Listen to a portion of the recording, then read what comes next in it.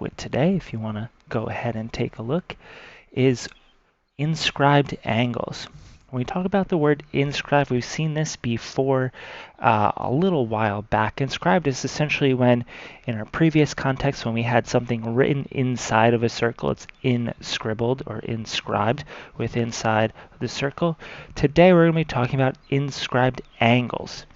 Previously, in the last week or so, we've seen central angles which come off our center point. Today we're going to be talking about forming points or angles directly on the circle and using things like chords or lines, rays, extending out, and to see kind of what rules exist around these concepts. For today we have a really quick lesson to get through, so let's start going through here. Our inscribed angles are going to be any type of angle formed by that has a vertex formed with a ray, a segment, or as we call it, chords, diameters, things like that. Essentially anything where we can form this little angle location on the physical circle itself, which we call our vertex. To quantify an inside angle, we have some looseness associated with the proportional statements that we've talked about in the past. Essentially what we're doing here is that the circumference, or that measure of the arc along the outside out of the total of 360, we're going to take that arc value, that arc measure, divide it by 2 or multiply it by 1/2, and that's just going to go ahead and give us our inside value. Really simple. For instance, if this section here, AC, had a value of 50, we'd multiply it by 1/2, and we get a value of 25 for our angle. So pretty loose, pretty easy, pretty simple stuff. What we're going to be looking at today are going to be some ways that we can kind of take this rule and combine it and add some specificity to it, or some extra details, some complications, to see kind of how this rule plays out. Let's take a look at our next page here. Our next page, what I'm going to refer to as special rules, or like facts associated with these new rules that we're going to be looking at today. Here we have a set of two inscribed angles. We have angle A, D, B, and once again our middle letter is going to be our vertex, and we're going to have another inside angle of A, C, B. Reason why I drew these dotted lines is maybe I thought it might help you out visually, but these two lines are just overlapping. But what we can see here with these two inscribed angles is that the actual arc at which they connect to, say for ACB, connects with arc AB, and for angle BDA connects with arc AB. Since they share the same arc, since they're both inscribed angles, they essentially are just congruent to one another, or if we're talking about their measures, they're going to be equal. So reiterate once again here, inside or inscribed angles, if they share the same exact arc measure, they're going to be identical to one another. Let's take a look at our next rule here. In our next rule, we're looking at an inscribed angle whose arc is essentially the diameter. Whenever something like this occurs, where our inscribed angle is shared with the diameter, and we know it's a diameter KP here because it goes from one side to the other, intersects directly in the center, that value, or that angle measure, is going to be a right angle, or 90 degrees. You can think about it this way as well. If we're talking about that original equation, where the inscribed angles equals half of the arc measure, if we're looking at our diameter here, diameter is going to be at that 180 degree point, 180 degree measure. So we divide 180 by 2, and we get 90. Okay, next up here, we're going to take a look at our next special rule. And as always, you can just pause the video, slow it down to your liking. Just want to shorten your videos up a little bit here for you guys just so it's a little faster for you to go through. This next example here is an example of a quadrilateral. For this quadrilateral here, and quadrilaterals in all cases, the total angles measure of all four angles combined is 360 degrees. We have this really cool thing that happens with circles in that if you draw something like a quadrilateral, this four-sided shape right here, the opposite angles are going to be supplementary. So in this particular example, if we're looking at it here, our angles of A and our angle of C, if we combine them together, we're going to get a value of 180. For angles D and B, we combine them together, we're going to get a value of 180 as well.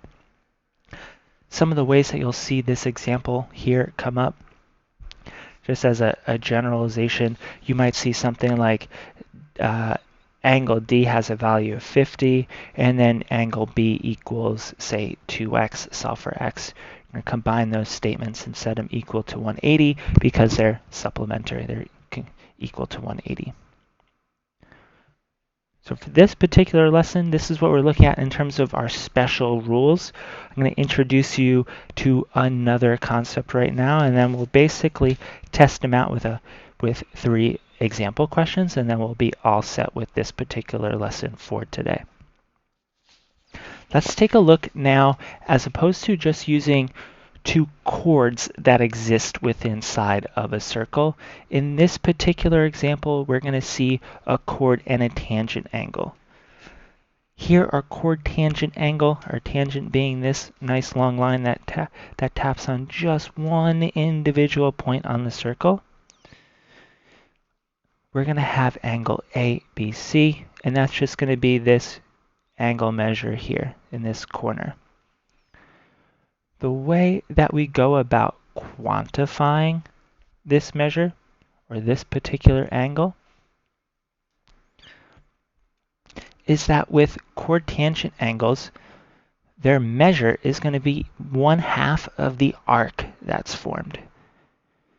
So in this particular example, our arc that's formed, the one that's kind of touching or sharing the side with our tangent, is going to be this point BC right here, this arc BC. So if we want to go ahead and do some quantifying and such, if this arc measure, for instance, was, say, 50 degrees, and then we had a remainder of, say, 330, if we input that 50 and multiplied it by 1/2, our angle measure for ABC would be equal to, essentially, just 25. So for the most part, our rules today, we're looking at opposite angles in terms of quadrilaterals are going to be supplementary. And for all the other examples, essentially we're looking at dividing our arc by 2. One thing too important to note, and we're going to see this in our next lesson, we're going to have points outside the circle. This 1/2 rule kind of more so relates with just being inscribed. What I'd like to do now is, as we finish up this particular video, is look at 3 different examples. In this first one, in our circle, we're going to have triangle ABC inscribed within our circle. And we'll call this, say, circle O. In this particular example here, we're given a few pieces of detail. We're told we have a triangle, we're told we got circle O. We have a degree measure of 70 for angle ABC, or what we also can call angle B. We have an arc value of 100 degrees for arc BC. So right away we can go and start to use some of our different rules here. Let's take a look at this first one. If we're going to go ahead and find the measure of AC, what are we going to do? Well, we can use that rule for inscribed angles with 2 chords, our first original rule, and we can take the value of 70 and multiply it by 2. So if we were to grab angle B, we would do 70 times 2, and that gives us an arc measure of 140 degrees. So this side here is going to be 140. You can also see it's kind of just before our diameter, so we're within that range. The next one here, we have angle A. To solve for angle A, this little corner right here, what we can do is look at our arc measure, or opposite arc measure of 100, and essentially divide it by 2. So we can do 1/2 times arc BC, or 1/2 times 100, and we get a value of 50 degrees for angle A. Now we have a bunch of ways that we can go about solving our two remaining pieces, our angle C and our arc AB. What I find one of the easier ways to do is, we know we have a triangle. We can use our triangle angle sum theorem of being 180 degrees, or all supplementary. We can say we can find angle C as doing 180 minus the measure of angle A minus the measure of angle B, which is just 180 minus 50 minus 70, which gives us a final value of 60. Then we can double check our work. 50 plus 60 gives us 110. 110 plus 70 gives us 180.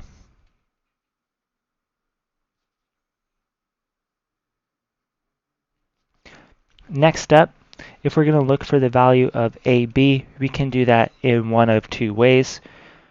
We can go ahead and do that multiply angle C times 2, because it's going to be our arc measure. We can also go ahead and do, okay, we have a circle here with 360 degrees going around. We have a value of 100. We can subtract from it a value of 40, and we get just a final value of 120. All right, so let's take a look at our second to last example here. In our second to last example, we're going to look for our quadrilateral here, quadrilateral ABDC, or ABCD, and then we're going to go ahead and look for our angle measure of DCB and our angle measure of CDA. So for DCB, we're going to say that this little angle tucked in the corner here plus 110 gives us our supplementary value of 180. We can just do 180 minus 110 and get a value of 70 degrees.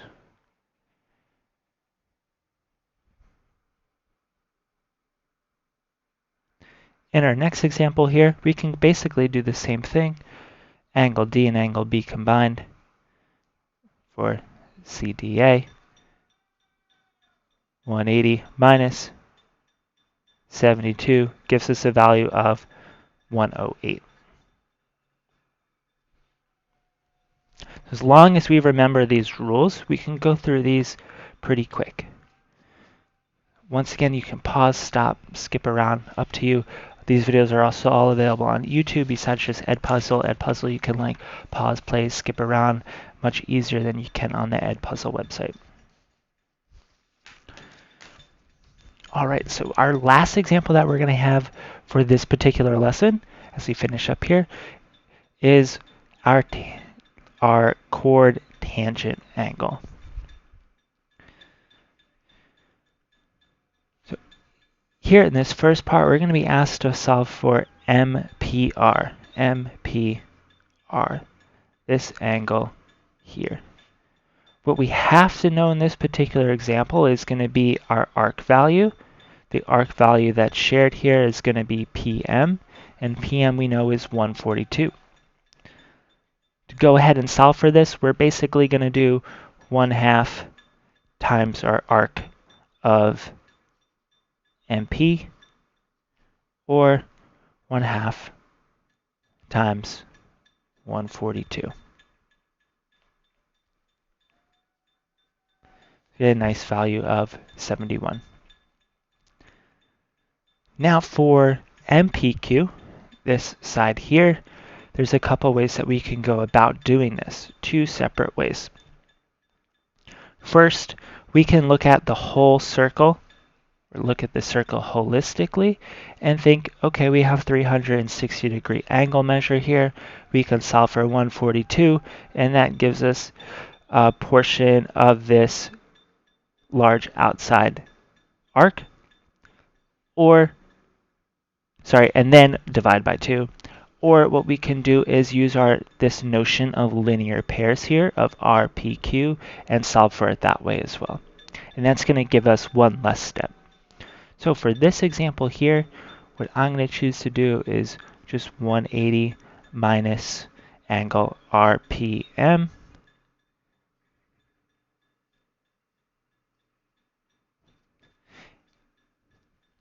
-RPM, which is the same thing as 180 minus 71, and that's going to give us a final value of 109. For this lesson, that's all we're essentially going to be doing is touching on these handful of examples. What you'll see in your assignment lesson for today, there's going to be another ed puzzle. That's why I tried to go through this one nice and quick. What you do have is a set of independent practice questions. You can, personally, I would go through those right now, take a look at them, and then once you finish that first page of independent practice questions, come back and look at the next ed puzzle, because it's going to be slightly different content. Right. If you do have questions, though, please contact me with office hours on Zoom, 1:30, 3:30. Be more than happy to help you out. All right. See you soon.